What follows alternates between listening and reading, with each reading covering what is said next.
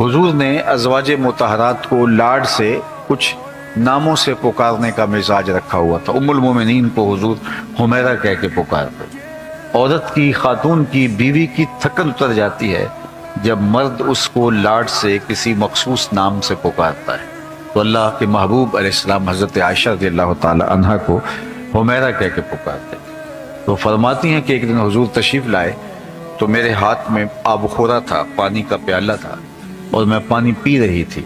تو جو ہی حضور گھر میں داخل ہوئے اور مجھے پانی پیتے ہوئے دیکھا تو فرمایا عائشہ تھوڑا سا میرے لیے بھی چھوڑنا۔ تو فرماتی ہیں کہ میں نے پانی چھوڑ دیا۔ حضور نے میرے ہاتھ سے آب خورا لے لیا اور پھر پانی پینے لگے تو رک گئے۔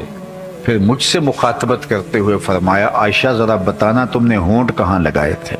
مجھے یہ بتاؤ اگر شوہر کا رویہ بیوی کے ساتھ یہ ہوگا تو گھر جنت کا ٹکڑا نہیں بن جائے گا کہ میں وہاں ہونٹ رکھ کے پینا چاہتا ہوں جہاں تم نے لب لگائے تھے، جہاں تم نے ہونٹ لگائے تھے۔ یہ ہے شفقت اللہ کے محبوب صلی اللہ علیہ وآلہ وسلم۔ ام المومنین سیدہ عائشہ رضی اللہ تعالی عنہ فرماتی ہیں کہ حضرت خدیجہ الکبریٰ رضی اللہ تعالی عنہ کے وصال کے بعد اللہ کے محبوب علیہ الصلوۃ والسلام ان کا ذکر کرتے، ان کے لیے جانور ذبح کرتے اور گوشت کے ٹکڑے ان کی سہیلیوں کے گھروں میں بھیجتے۔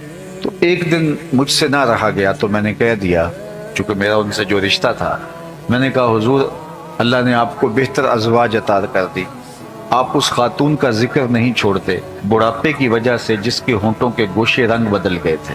تو آقا کریم علیہ الصلوۃ والسلام نے فرمایا عائشہ مجھے خدیجہ کے بارے تکلیف نہ دینا، جب پورے مکے نے میرا انکار کیا تھا اس نے میرا اقرار کیا تھا، اور فرمایا میں اس کا ذکر کبھی نہیں چھوڑ سکتا۔ فرماتے پھر اس کے بعد میں نے کبھی بات نہیں کی۔ تو یہ تھا حضور کا خلق، یہ تھا حضور کا کردار اور ازواج کے ساتھ حضور کا رویہ۔